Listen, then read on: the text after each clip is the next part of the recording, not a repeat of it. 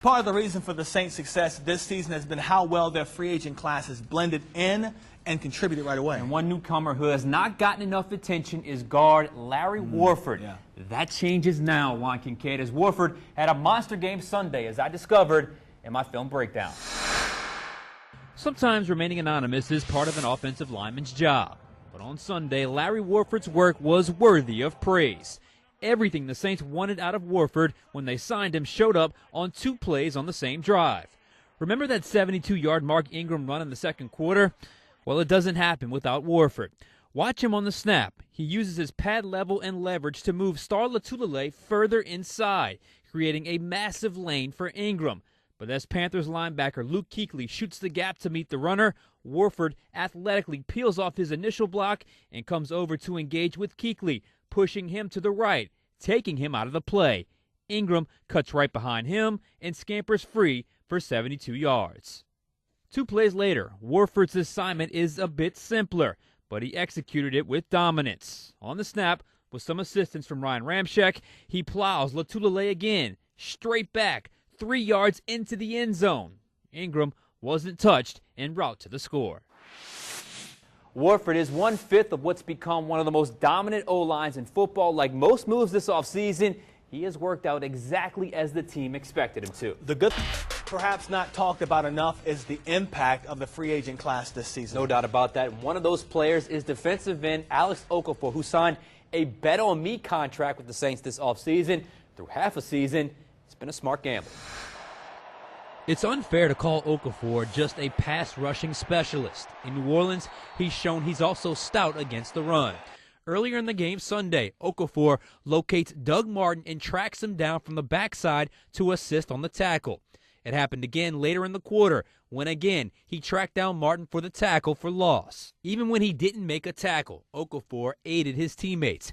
Here he is holding his landmark against Donovan Smith, which helped allow Craig Robertson make the tackle. Okafor was matched up with Smith for most of the game and beat him several times.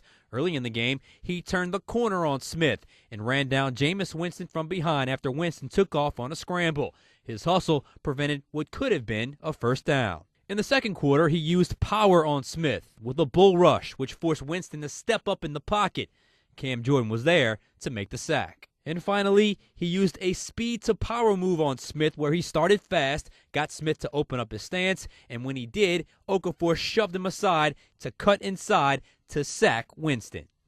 So Alex Okafor can do it all. He can play the run, he can play the pass, and most importantly, he's giving Cam Jordan some help on the opposite side. Teams can't just focus on 90.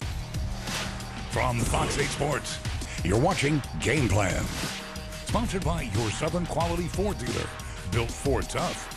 And the 2017 Nissan Titan with America's best bumper-to-bumper limited truck warranty. Nissan Titan. Take on any job.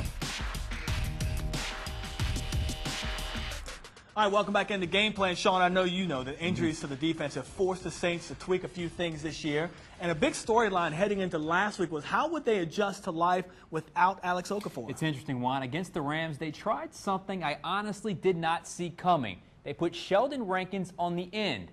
The results were not good, as I discovered in my film breakdown. Sheldon Rankins at end is not a winning formula for this defense. At least it wasn't against the Rams. Simply put, he was a non-factor. Here he is in the first quarter in Cam Jordan's normal position. He was ineffective. Later in the first, he was there again and ran a stunt to the inside. Again, ineffective.